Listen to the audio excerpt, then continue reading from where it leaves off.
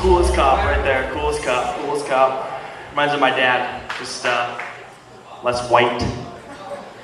My dad's super white. It's kind of weird too, because I have a really white dad. My mom is super Asian, but I still look pretty Asian, right? I got the Asian traits, you know what I'm saying? You're too tall, says the other Asian who's jealous of my buff physique.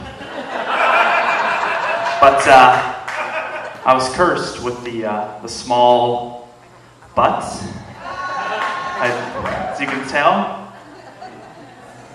I don't have a butt. It sucks. But life goes on. All right, there you go. $3.50 down the drain right there. No, that was worth it. It was. Everyone's doing really good tonight. I'm really proud. Kind of like their father. Well, give me a couple of years. Give me about 27 more years. Be like their father. Okay, here it is, you guys. Are you ready? This next gentleman beat me in the Montana comedy competition. Shattered my dreams. Son of a bitch.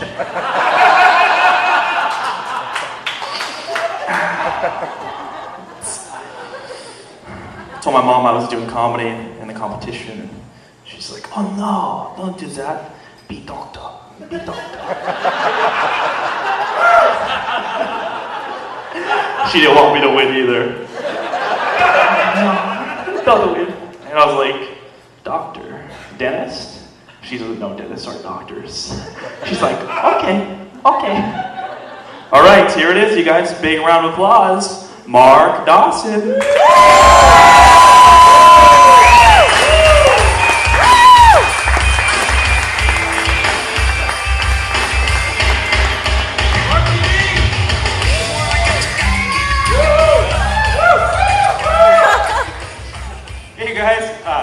I have to say I'm really proud.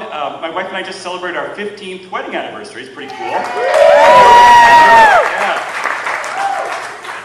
And she's a saint. Yeah, I've heard that a lot. People know that before they even meet me a lot of times. Your wife must be a saint. You hear that type of thing. I was telling her, gosh, it's been great to be married all this time. It's been like one long date. It's awesome, hasn't it? She's like, it's been like one long date. One very, very long date. And so I did what most guys probably aspire to do, is marry, match up with somebody out of our league, and that's great, except for you realize you have to keep trying to impress them all the time, and it gets harder and harder.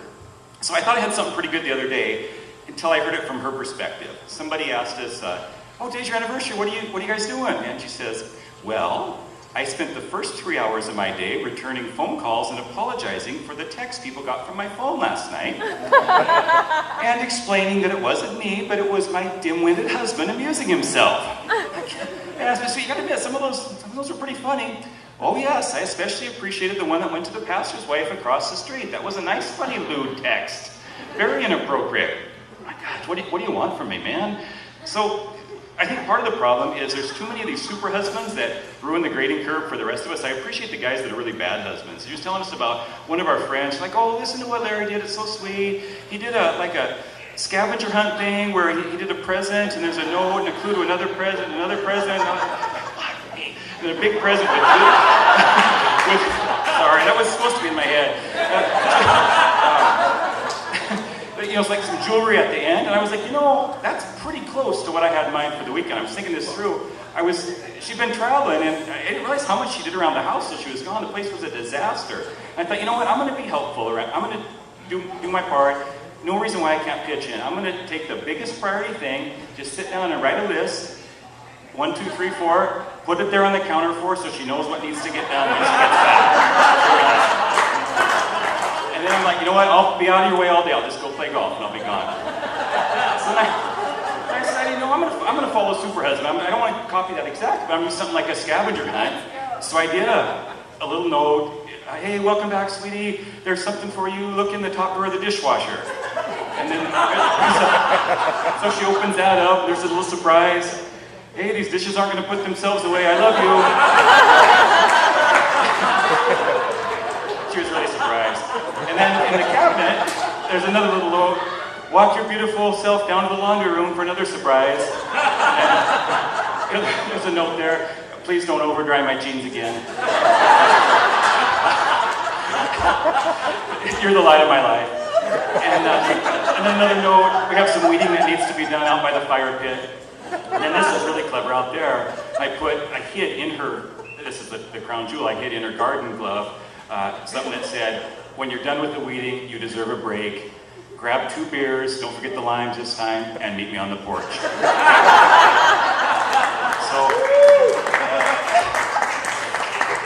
I know. I think I'm going to read you this through text, because I don't think it was that, well, maybe it isn't that good. Okay, so other things that I've done to try to impress my wife that doesn't make any sense is I point out people who are worse than me in any area I can find. Like we're watching TV and there's this true crime thing. Like, look at this guy. He lit this house on fire with his mother-in-law in it, tried to kill her and then lied about it. What a dick!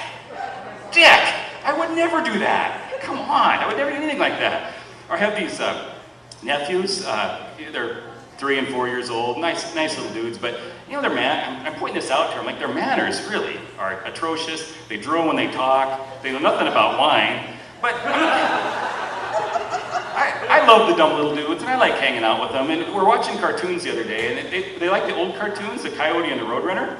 And Ange walks in and I'm like, hey, okay, look at this. This frickin' coyote is ordering all these weapons and explosives. Must be online, he must have his own credit card, but he won't order himself a frickin' chicken sandwich. That guy does not have my kind of logic. I'm a lot smarter than that guy. And I'll point out my friends, you know, that guy has a big head and a drinking problem. I mean, could you imagine how last night, he kept buying shot after shot. I thought he'd never quit. Oh yeah, you had one less than him, that's really great. The other thing that, probably the dumbest and worst failure we have trying to impress the girls in our life is the failure in apologizing. I had something happen to me that wasn't at all my fault, but she still wanted an apology. I lost my driver's license from getting too many speeding tickets. And, you know, so she's really mad about this. I'm like, how is this my fault? But okay, well, so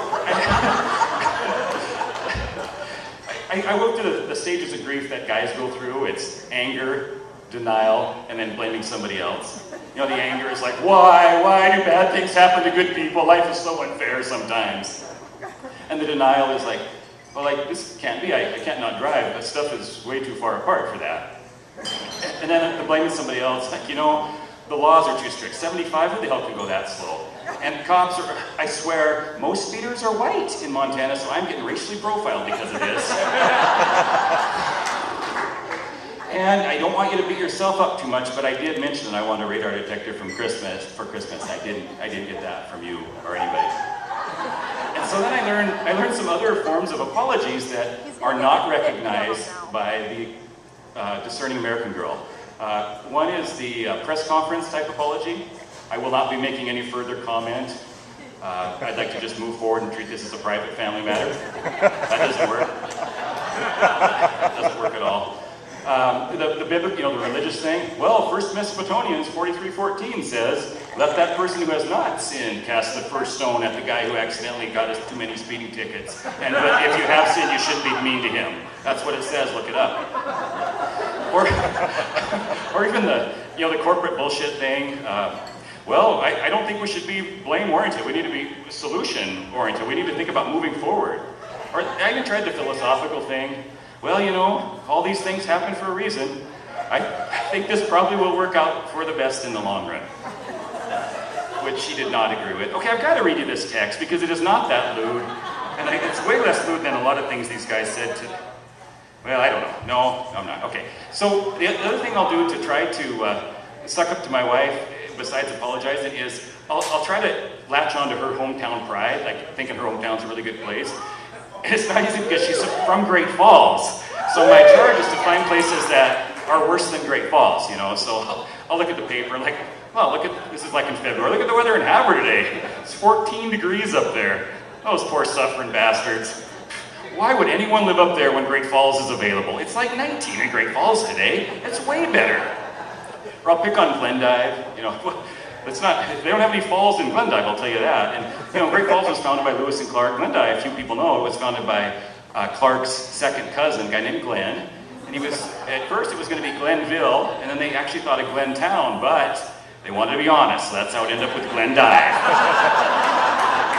So she's liking this a little bit. She's like, yeah, Great Falls is way better than Glendive. Oh yeah. So I look up their website, and if you looked at just the website of Glendive, you'd think it's the finest place in the world. I compared it to Las Vegas. Vegas has, Vegas.com, just 3 activities: shopping, gambling, and shows. In Glendive, there's dozens and dozens of activities. Granted, they're not all huge categories. It would be like walking by the river, playing bingo, looking at the stars, drinking beer while looking at the stars and walking by the river. Things like that. Lots of combo stuff.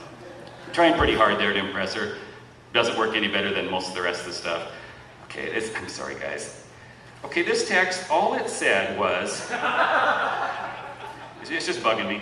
All it said was, I like to drink shots of tequila and lick the salt off my husband while he dances. What's so lewd about that? And it's not like it just went to the pastor's wife. It went to all the female friends at her contact list that I didn't know. So it's not like I'm singling the lady out, Okay, so another thing I've done to try to impress my wife that does not work at all is pranks. That's something that I think are, something might be totally hilarious. I come home a while back, and I'm laughing so hard I can hardly talk late at night. We were just at Perkins for breakfast, and you will not believe this. The waitress was so stupid. I convinced her that my friend Rob was Paul O'Neill, and he just got done playing in the World Series for the Yankees. And she got his autograph, and she had cooks come out. It was so freaking funny. And he was so drunk, all he could do was sit there and grin. Oh my God. And she's like, well, I bet that made her feel pretty bad when she figured out that it wasn't true. Like, well, yeah, it was Rob's idea. I kind of was peer pressure when I didn't want to make him feel bad either. I bet somebody has to feel bad. Another dumb thing I've done that I bet a lot of guys have done is try to act tough. We had this contractor that did just crappy work on our house, and he wasn't returning Angie's calls. So I'm like, I'll call that son of a bitch and get his ass over here and it'll get done. And then of course I'm on the phone. Hey, Jim, Mark Dawson. Haven't talked to you in a while. I guess you and Angie are playing phone tag. I'm not sure if you got our 6 or 7 messages. I know it's not up to your standard to have your rain gutters not working and water flooded into our basement. So if you can get over here anytime it's convenient for you, that'd be great. Okay, tell that pretty wife of yours I said hello. Hope you're having a great summer. She's like, wow, you really gave that guy an earful. You are tough. Didn't expect her to be eavesdropping. That's not nice. So, other thing is, for some reason, if she asks me something, I really want to know the answer. Like, it'd be the worst thing ever to say, I do not know the answer to that. I will find out and report back to you. Let me just log on to Wikipedia or something. But she asked me the other day, like from a 6-cylinder car to an 8-cylinder car, what's the big difference in power? And I don't have any freaking idea. And I was like, well, most cars foreign cars especially, are between 7 and 22 cylinders. But that's not the main thing the cylinderization is not the main thing that equates to power. What really counts is how much torque the Johnson rod can run through the discombobulator. That's where cars get their speed. The other thing you need to understand is you don't ever put cotton candy or M&Ms in the gas tank of a car. So since I build houses for a living, she thinks I know something about that. So she's asking me the process of building a house. I'm like, well, yeah, they dig a hole with a thing, in layman's terms, it's called a hole digger. And then I gotta tell you, it's pretty simple. It's pretty much like just building a big old tree house, but without the tree. The other day I was trying to impress her with, I was up I don't sleep well, and I'm watching a World War II, or World War I, documentary in the middle of the night. Like, I don't remember as much about this as I should. I'm like, okay, and then it's kind of, it's commercials, and so I can't be alone with my own thoughts for 10 seconds. So I'm flipping to VH1. It has 20 hottest female country singers, and pretty soon I'm just watching that and flipping to World War I on the commercials. And I wake up the next morning, doze off, and I swear it comes out of my mouth. Well, I know most of us probably remember that the Archduke assassination combined with the conflict between imperialism and nationalism was the main cause of the war. But what most people don't know is Shania Twain was behind it. Got that little mixed up. The other day I was saying, I really appreciate you, sweetie. It seems like in most couples, one person's a pain in the ass, and we don't have that at all with us. I mean,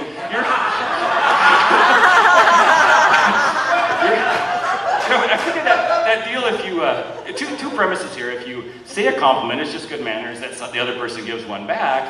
And then I've read that if someone says something out loud themselves, they will believe it. So I'm like, okay, you're not a pain in the ass. And I'm like, I'm not a pain in the ass either, right? And my girlfriend is so sweet, but she's just honest. She's like, well, not all the time. I'm like, well, I can live with that. But you know what you got to understand is you were born being a nicer person than me. I do try hard, I think about it, I pray, I try to be a better person. You have no idea how hard I have to try to not be a pain in the ass. And she says in her sweet voice, sincere as can be, well, you have no idea how hard I have to try not to snap your frickin' neck. I know. Okay, so I want to thank you all for having some of my childish antics tonight.